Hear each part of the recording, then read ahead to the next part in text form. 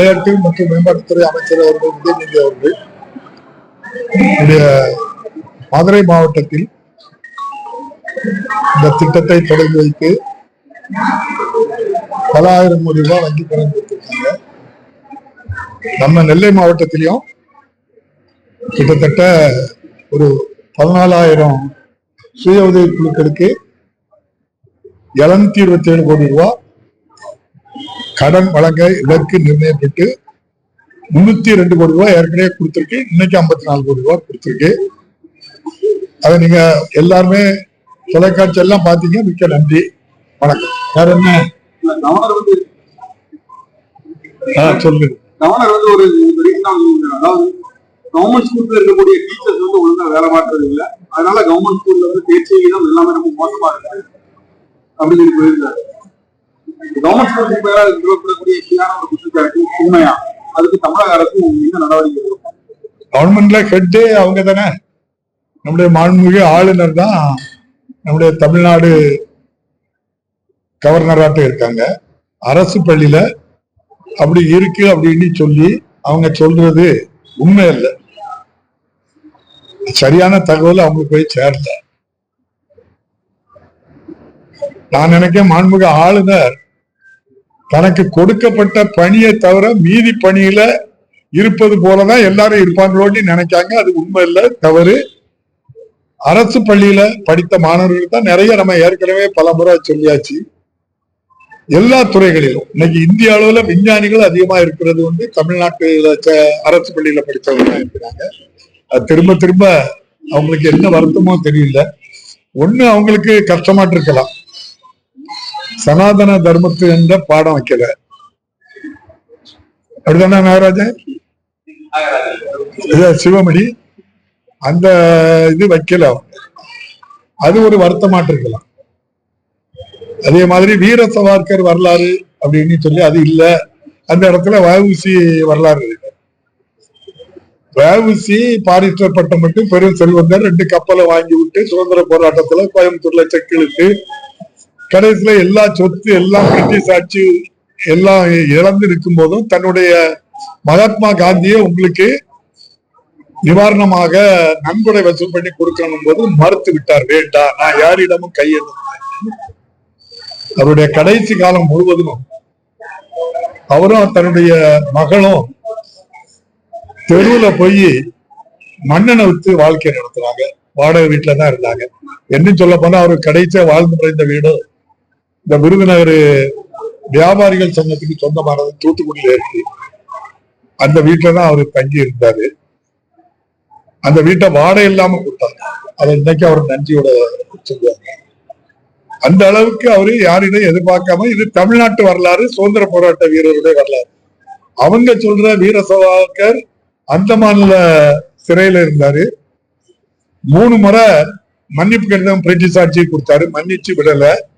4வது கடிதம் கொடுத்து மன்னிச்சு அந்தமான் சிறையில இருந்து வெளியே வந்தார். வெளியே வந்தவர் சும்மா இருக்கல, பிரிட்டிஷ் ஆட்சியினுடைய சாதனையை நாடு முழுவதும் கொண்டு செல்வதற்கு எனக்கு மாதம் ஊதியம் தாங்கன்னு சொல்லி மாதம் 67 ரூபாய் என்னமோ வாங்கினதாக்கு வரலாறு. அத இங்க வஉசி என்ன தியாகம் பண்ணாரு போய் நிறைய பேர் இருக்காங்க. வீர சவார்கர் அந்த அப்படிப்பட்ட தியாகம் பண்ணியிருக்காரு. இதுல யாரு வரலாறு வைக்கணுமோ நம்ம வச்சிருக்கோம். யார வைக்கல, வீர சவார்கர் வரலாறு இல்லைன்னு சொல்லி என்ன செய்யறாங்க, அவருக்கு ஒரு வருத்தம் இருக்கலாம். ஆனா அதை நம்ம வைக்க மாட்டோம், வைக்க முடியாது. ஏன்னா மன்னிப்பு கேட்கிற ஆளுங்க இருக்காது வரலாறுல. காட்டி கொடுக்கிறவங்களும் மன்னிப்பு கொடுக்கிறவங்களும் வரலாறுல எப்படி பிஞ்சு உள்ளங்களுக்கு சொல்லி கொடுக்க முடியும்? நம்மகிட்ட இருக்கக்கூடிய சுதந்திர போராட்ட வீரர்கள்லாம் தியாகம் பண்ணுவாங்க. அதனால்தான் கடந்த ஆண்டுக்கு முந்தைய ஆண்டு அந்த குடியரசு தினத்தன்று நம்ம அணிவகுப்புக்கு போன இவங்க எல்லாம் இருந்தாங்க. பாரதியாரு, வஉசி, அந்த அம்மா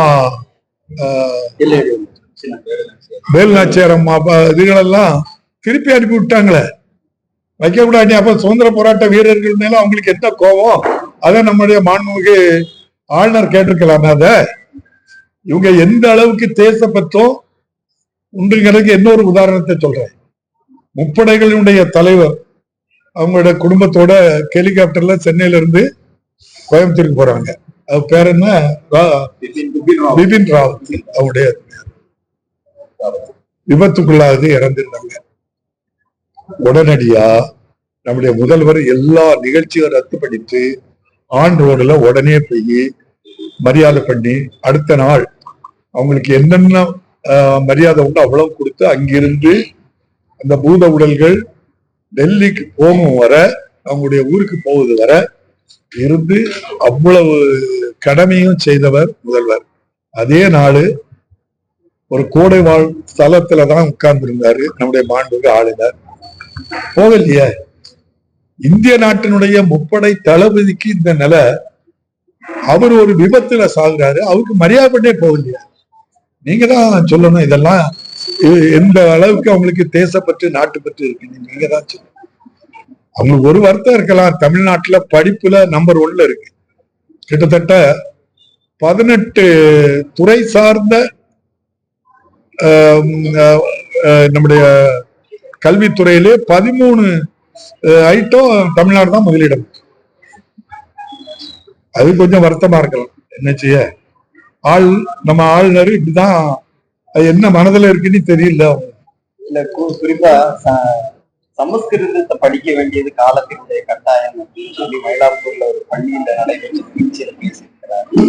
சமஸ்கிருதத்தை கற்றுக்கொள்ள வேண்டிய ஒரு காலத்தினுடைய கட்டாயமா இருக்கிறதா நீங்க நினைக்கிறீங்களா? அவருடைய பேச்சு சமஸ்கிருதம் நான் ஏற்கனவே சொன்னதான் 20,000 இருந்து 25,000 பேர் இந்தியா முழுவதும் பேசிட்டாங்க.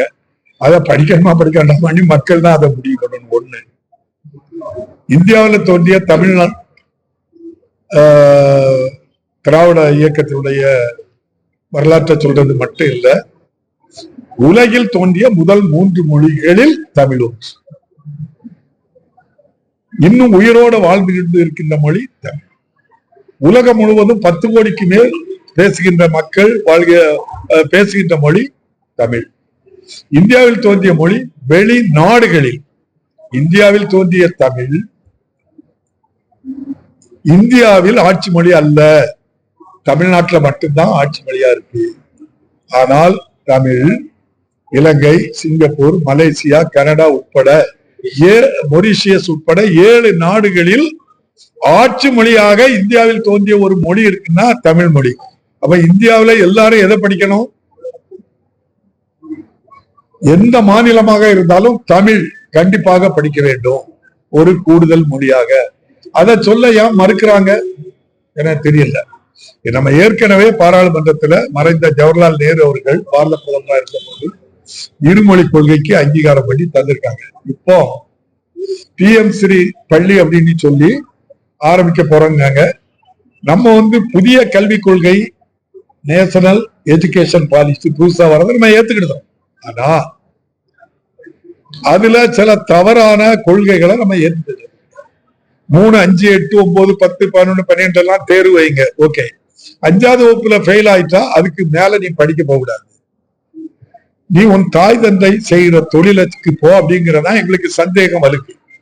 மீண்டும் RSS சனாதன சித்தாந்தம் இந்த நாட்டை ஆட்சி செய்தது. உயர் ஜாதியினர் 3 முதல் 7% பேர் குருகுலம் வைத்து கல்வி கற்றார்கள். அவர்கள்தான் அதிகாரத்தில் இருந்தார்கள். வேறு யாருக்கும் கல்வி கற்க உரிமை இல்லை. அந்த உரிமையை தந்தது சில பேர்கள் கூட மாற்று கருத்து இருக்கும். இவர் எப்ப போனாலும் கிறிஸ்தவர் பேரை சொல்லுவாருங்க. ஆமா, கிறிஸ்தவர்கள் தான் 1806 முதலாக மயிலாடியில பள்ளிக்கூடத்தை ஆரம்பிச்சு எல்லோரும் வாருங்கள் கற்றுத் தருகிறேன்னு சொல்லி குருகுலத்துல படிக்காத 90% பேர்களையும் ஜாதியை பார்க்காம, மதத்தை பார்க்காம, பொருளாதார ரீதியில அவங்களுடைய எவ்வளவு வளர்ச்சி என்று பார்க்காமல் சாமானியனுக்கும் கற்றுக் கொடுக்க வந்தது கிறிஸ்தவ மிஷனரிஸ். இன்னைக்கும் அதை பண்ணிட்டு இருக்காங்க. எந்த பள்ளிக்கூடத்திலேயாவது நம்ம இக்னேஷியஸ் பள்ளி எடுத்துக்கிடுங்க, இங்க உள்ள பத்திரிகையாளருடைய பிள்ளைகளை குறைந்த கட்டணத்துல அற்புதமான நல்ல கல்வி கற்றுக் கொடுக்கக்கூடிய பள்ளிகள். அதை தவறுதலாட்டி சொல்லல. காரணம், அவங்க இன்னைக்கும் அரசு நிர்ணயிக்கிற திட்டத்தை அதுக்கு மேல அதிகமாட்டு காசு. நான் சொல்றேன், எந்த பிள்ளைகளையாவது நீங்க மதம் மாறுங்கன்னு சொல்லவே மாட்டாங்க. நீங்க மதம் மாறுதேன்னு போங்க, உங்க பெற்றோர்களை கூட்டிட்டு வாங்க, உங்க உறவினர்களை கூட்டிட்டு வாங்க, உண்மையிலேயே நீங்க இது வாரியலா அப்படிங்கிறத ஒரு முறை இல்ல மாத கணக்கா உங்களை கூப்பிட்டு கேட்டு நான் ஏற்றுக்கொண்டேன் அப்படின்னு சொன்னா அவங்க ரிஜிஸ்டர்ல ஏத்தன்னா அவ்வளவு ஃபார்மாலிட்டி சொல்லிருக்காங்க. யாரையும் வாங்கி கூட யாரையும் கூட அதுதான் அந்த கல்வி மட்டும்தான் இப்பவும் இந்துக்களுக்கோ கிறிஸ்தவங்களுக்கோ முஸ்லிம்களுக்கோ இல்ல, எல்லா சமூகத்தினருக்கும் கற்றுக் கொடுக்காங்க. 300 வருஷமா நீங்க 1806 இருந்து கிட்டத்தட்ட 221 வருஷமா எல்லாருக்கும் கல்வி தந்தது யாரு? அதே கல்வி முறையை தான் பெரியார் ஆதரிச்சார். சமத்துவம் எல்லாருக்கும். அதே முறையை தான் காமராஜர் கொண்டு வந்தார், மதிய உணவு கொண்டு. அதே கல்வி முறையை தான் திராவிட மாடல் ஆட்சி நம்முடைய முதல்வரும் காலை சிற்றுண்டியை கொடுத்தும் கொண்டு வந்தார். இதுதான் நம்முடைய கல்வி முறை. அவங்க என்ன நினைக்காங்கன்னா இந்த 90% பேரும் படிக்க கூடாது, இது கவர்னர் ஆசை. 10% உயர் வகுப்பினர் மட்டும் படிக்க வேண்டும். எப்படி 200 ஆண்டுகளுக்கு முன்னால் நம்ம இருந்தோமோ அது போல இருக்கேன்னு நினைக்காங்க. அதுக்கு நம்ம என்ன செய்ய முடியாது? அத நம்ம சுதந்திரம் பெற்ற பிறகு இந்திய அரசியலமைப்பு சட்டம் அதை ஒத்துக்கிடல. அதனால தயவு செய்து அவங்க பொதுவா அரசு பள்ளியை குறை சொல்லக்கூடாது. ஒரு பள்ளிக்கூடத்துல இப்படி ஒரு தவறு நடந்திருக்கு, நீங்க நடவடிக்கை எடுக்கன்னு சொல்லி அரசு நடவடிக்கை எடுக்கலான்னு தான் என்ன செய்யணும், அவங்க குறை சொல்லணுமே தவிர மாண்புமிகு ஆளுநர் அவர்கள் இந்த அரசையும் இந்த அரசு சார்பாக நடைபெறுகின்ற கல்வி நிறுவனங்களையும் வசைபாடுவதை நிறுத்திக் கொள்ள வேண்டும் என்று உங்கள் சார்பாக அனுபவிக்கிறேன். ராதாபுரம் கால்வாயில 3 மாசமா குமரி மாவட்ட அணையில போதிய அளவு தண்ணி இருக்கு. இருந்தும் நம்ம ராதாபுரம் கால்வாயில தண்ணி திறந்து விடல. 17,000 ஏக்கர் பாதிக்கப்பட போகுதுன்னு அந்த விவசாயிகள் கும்பிடுறாங்களே. உங்க தொகுதி நீங்க என்ன நடவடிக்கை எடுத்திருக்கீங்க, என்ன நடக்கும்? ஏற்கனவே இந்த அரசு பொறுப்பேற்ற பிறகுதான் தோவாளை கால்வாயில பேச்சுப்பாறை அணையிலிருந்து தண்ணி திறந்து விட்ட 15 நாள் கழித்து நம்ம ராதாபுரம் காலில் தண்ணி திறப்பாங்க. இங்க பாருங்க, இந்த அரசு பொறுப்பேற்ற பிறகுதான் 150 கனஅடி வீதம் தண்ணீர் திறக்க வேண்டும் என்று உத்தரவு. கடந்த ஆண்டு பெய்த பெருமழையில தோவாள கால்வாயில வெறும் ஒரு உடைப்பு ஏற்பட்டு அதை சரி செய்வதற்கு விரைவாக நம்முடைய மாண்புமிகு துறை அமைச்சர் துரைமுருகன் அண்ணன் சொல்லி நிதியை கொடுத்து ஷார்ட் டெண்டர் வச்சு வேகமாட்ட அந்த பணியை செய்து முடிச்சாங்க. அந்த தண்ணி வரல அப்படிங்கிறதுனால தோவாள நம்ம கன்னியாகுமரி மாவட்டத்துல சோவாள பாசனத்துல உள்ள குளங்கள் எல்லாம் வறண்டுட்டு காய்ச்சிட்டு எங்களுக்கு இந்த குளத்தை நிரப்புங்கன்னு சொல்லி அவங்க கடுமையான போராட்டம் நெருக்கடி. அது இன்னும் 20 நாள் டைம் கேட்டாங்க, முடிய போகுது. அதுக்கப்புறம் தண்ணி கண்டிப்பா எதுவுமே பிரச்சனைன்னு இல்லாம நாங்க பண்ணி பாக்குறோம். அதுவும் நீங்க நல்லா பாத்துக்கிட்டீங்க, இந்த அரசுக்கு எங்க கடல்ல போற தண்ணிக்கே 369 கோடி ரூபாய் திட்டம் போட்டு தாமிரபரணி கர்மேனியார் நம்பியார் இணைப்பு திட்டம் போட்டு நீங்க 20 நாள் தண்ணி வரலன்னு கேக்குறீங்க. 3 மாசம் தண்ணி வரலன்னா அதுக்கு கால்வாய் சரி பண்ணி 20 நாள் கால்வாய் சரி பண்ண பிறகு நான் 20 நாள் ஆச்சு தண்ணி தரது. அதே போல நீங்க 10 வருஷம் இந்த திட்டத்தை கிடப்புல போட்டாங்க. 2021 இருந்து 2011 இருந்து 21 வரை எத்தனை பத்திரிகை எத்தனை ஊடகம் ஏன் போட்டி யாற்ற கேட்டதாட்டி நான் ஒரு இடத்துலயும் பாக்கல. நான் மறியல் பண்ணேன், போராட்டம் பண்ணேன், அதே போல கோர்ட்டுக்கு போனேன். எவ்வளவு ஆதரவு எனக்கு இருந்துன்னு தெரியும். நான் எல்லாம் சேர்த்தான் சொல்றேன். அதுக்கப்புறம் இந்த அரசு வந்துதான் 3 வருஷத்துக்குள்ள அந்த வேலையை முடிச்சிருக்காங்க.